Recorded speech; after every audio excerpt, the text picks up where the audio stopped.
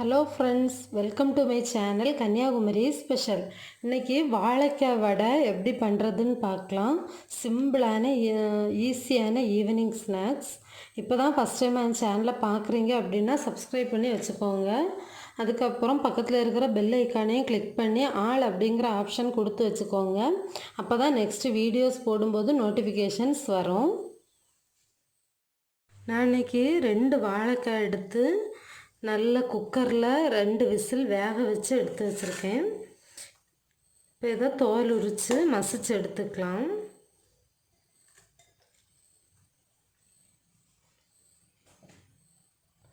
அதை அந்த மாதிரி நல்லா மசிச்சு எடுத்துக்கலாம். நல்ல பச்சை காய் தான், பழம் ஆயிடக்கூடாது. நல்லா வேக வச்சு இப்படி மசித்தோன்னா நல்லா மசிஞ்சு வந்துடும். இந்த ஸ்டேஜில் இருக்கணும்.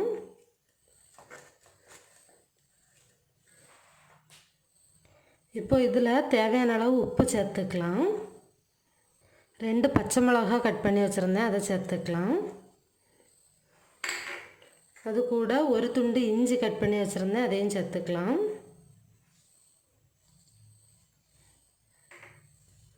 இப்போது பெரிய சைஸில் ஒரு வெங்காயம் சின்ன சின்ன பீஸாக கட் பண்ணி வச்சுருந்தேன், அதையும் சேர்த்துக்கலாம். 1/4 டீஸ்பூன் அளவு பெருங்காயத்தூள் சேர்த்துக்கலாம். 1/2 டீஸ்பூன் அளவு சோம்பு சேர்த்துக்கலாம். பெருஞ்சீரகம், இதுக்கு பதிலாக சின்ன ஜீரகமும் சேர்த்துக்கலாம். இது இன்னும் ஃப்ளேவராக இருக்கும், அதனால தான் இது சேர்த்துருக்கோம். இப்போ இது கூட 2 டேபிள் ஸ்பூன் அளவு அரிசி மாவு சேர்த்துக்கலாம். வடை நல்லா கிறிஸ்பியாக வரும், அதுக்காக. 1/4 டீஸ்பூன் அளவு மஞ்சள் பொடி சேர்த்துக்கலாம். 1/2 டீஸ்பூன் அளவு வத்தல் பொடி சேர்த்துக்கலாம். சேர்த்து நல்லா மிக்ஸ் பண்ணி எடுத்துக்கலாம்.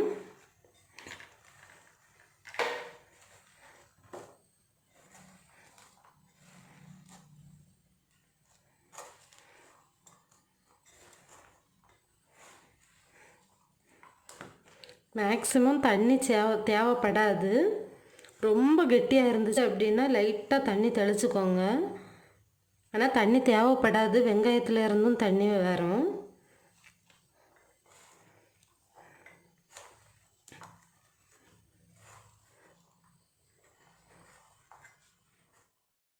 இப்போது இந்த மாதிரி பிசைஞ்சு வச்சுருக்கேன்.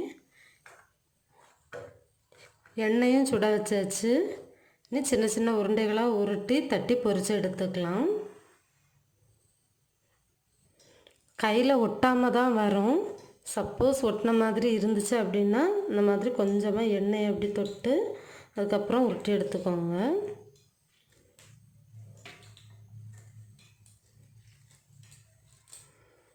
ஃபஸ்ட்டு உருண்டைகளை எல்லாம் பிடிச்சி வச்சுட்டு தட்டி தட்டி போட்டு பொரிச்சுக்கலாம்.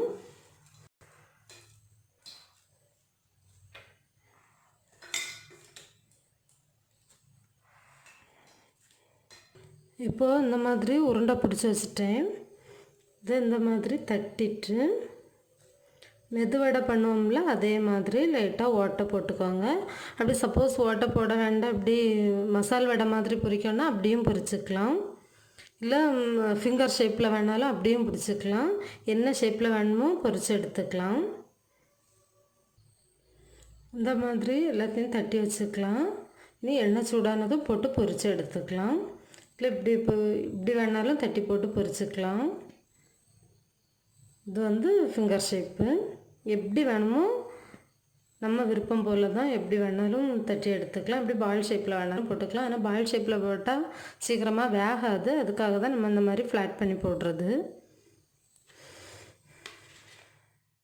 நல்லா ஹீட் ஆயிருச்சு, சேர்த்து பொரிச்சுக்கலாம்.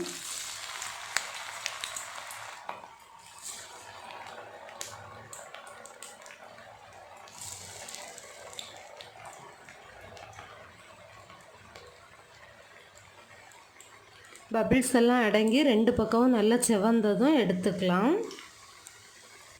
ஒரு சைடு செவந்ததும் திருப்பி போட்டுக்கலாம்.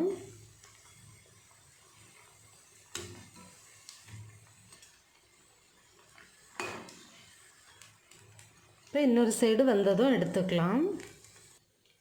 இப்போது 2 சைடும் நல்லா செவந்து சூப்பராக ரெடி ஆயிருச்சு. எடுத்துக்கலாம். இந்த மாதிரி எல்லா வடையும் பொரிச்சு எடுத்துக்கலாம்.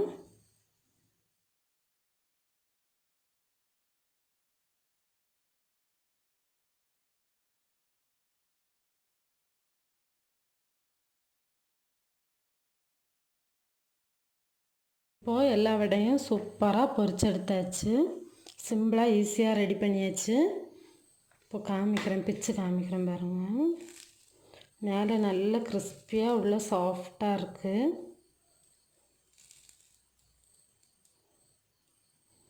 நீங்களும் கண்டிப்பாக வீட்டில் ட்ரை பண்ணி பாருங்கள். என் ரெசிபி பிடிச்சிருந்தா சேனலை சப்ஸ்கிரைப் பண்ணுங்கள். சஜஷன்ஸ் ஏதாவது இருந்தால் கமெண்ட் பண்ணுங்கள். தேங்க்யூ ஃபார் வாட்சிங்.